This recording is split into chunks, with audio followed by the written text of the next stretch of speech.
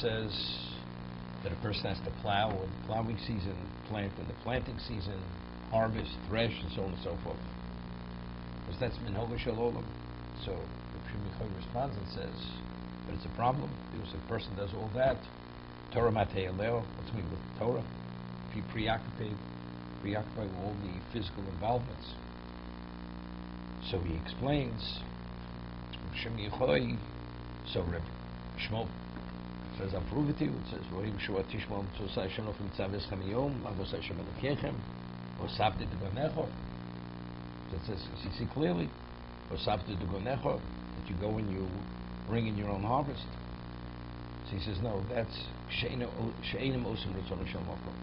The second part of the creation, when it says you Osati Gishmechem Beitam, all that is speaking Ein Osem Ritzon Hashem Mokom. If they're Osem Ritzon Hashem Mokom, it's Lachta Nasasai Deachem.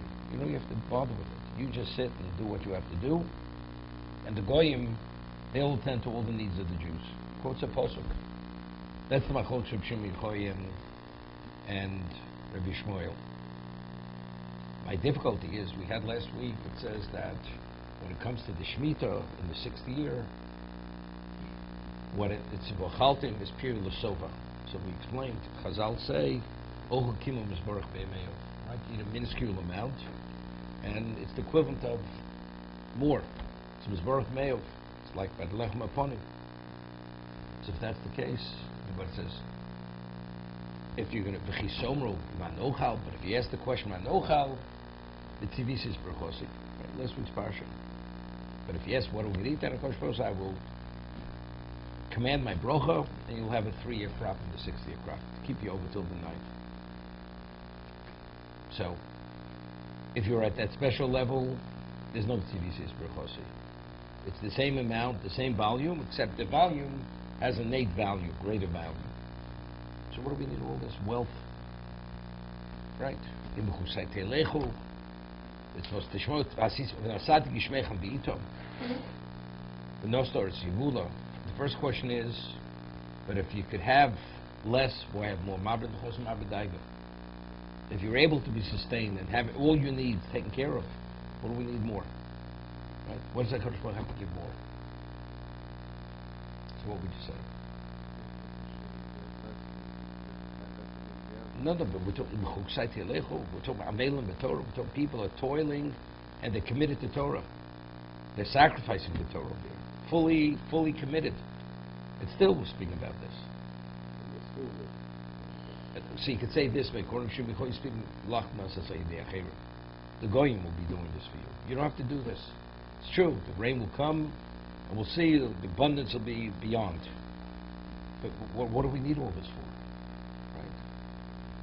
So it could be the two different things. There's the sustenance, sustaining you as a person, and then there's what we talk about, the degree of wealth that you have. Two different things.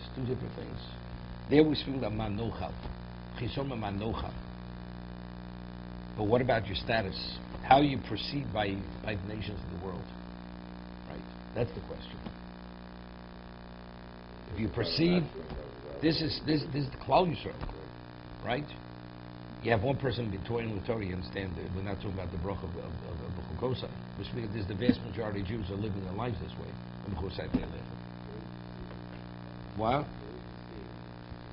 You don't? I'm saying, yeah. No, because from the other perspective you see it. Well, otherwise, what do we need this for? According to Rabbi Shimon Choy, you don't need it. What do we need? The answer is it's not for the person personally. It's what is exactly, what is this, how is Klal Yisrael seen in the eyes of the world? It's like I always say, the Avos HaKadoshim was phenomenally wealthy.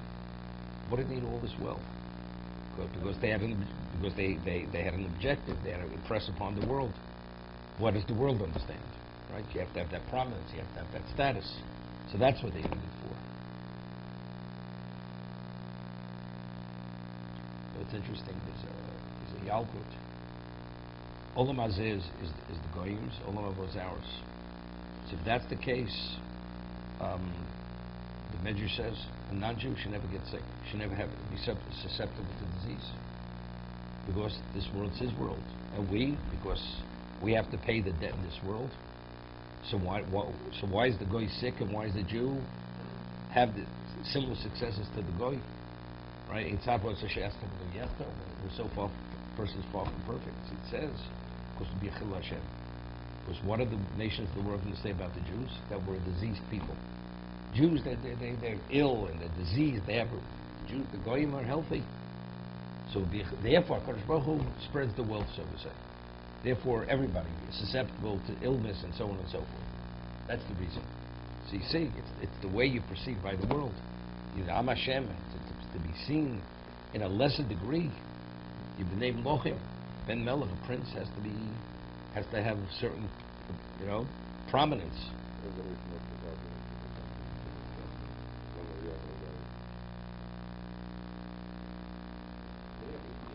Yeah, well, that was a chilul Hashem. Yeah, that's if you were destroyed.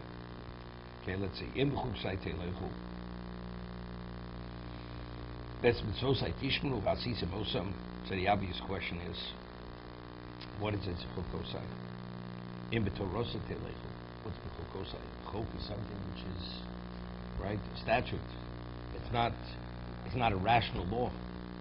Right? What's to use the term in Bechukosai Teilechu? Howard, what do you say? Okay, Howard's learning. Okay, Rashi, maybe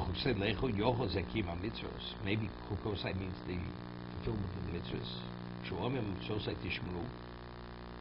So, Harekim mitzvahs omor, Mamani mekayim chosei lechu, to amelim b'Torah. Bechukosai means you have to be omel, you have to toil in Torah. So why is that a chok? No. Yeah, Bechukosai, like that. If you go in Torosa Teilechu, right? For the word, Torah would use the word Torosa. In B'Torosi Teilechu, right? It's Mitzvosai Tishmol. Wouldn't it say the same thing? Can't be mitzvahs because it says Mitzvosai Tishmol. So what does Torosi Teilechu mean? It means toiling in Torah. Same thing. What does Torah use the term Chok? Bechukosai Teilechu. No, but we're learning Amelim. Bechukosai Lechu is the Amelus. So the Orach Chaim HaKodesh explains what do you have to be Omer. A person has a phenomenal mind. Come upon it. A person should have Siyata Shema immediately. That to merit the Siyata Shema to understand Torah is a prerequisite Amelus. So the question is why? That's a chok. That's the chok. The chok that you have to be Omel to come upon the truth of Torah, that is the chok.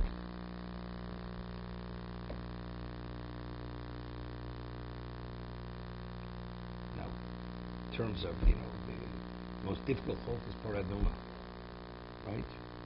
Zosa Torah Adam Kiyom Shmoel. So over there I mentioned what's the Orach Chaim HaKodesh. Not long ago, it should say Zos HaTorah, right? Adam. Zos HaTorah Adam Kiyom Shmoel. Zos Torah HaTaira. Zos Torah HaTuma. What's Zos HaTorah? Right? So he explains the Orach Chaim HaKodesh before Sinai, when we had Pesach Mitzrayim, were we contaminated? We definitely came in contact with the dead, right? Why do we have to purify ourselves? Right? The answer is an animal is not susceptible to tumah, like goyim, right? So when did we take on the status that we have relevance to tumah and tyro? Only at Sinai, Zos HaTorah. Because of the Torah, therefore, Adam Kiyom Shmoel. Therefore, we have relevance to be susceptible to tumah. So I'm saying, and that is and that issue is the ultimate chok. And Amelim b'Torah im Bechukosai Teilechu. That's also a chok. So you see the chok, the whole idea of what Torah is, what it brings about, and every aspect of it, although it's rational and truth and whatever it may be, but all the issues of Torah, as much as we may think we grasp, but we don't get it. It's chok.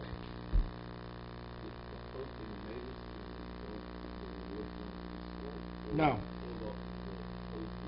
That you have to be omel to come upon it. Right.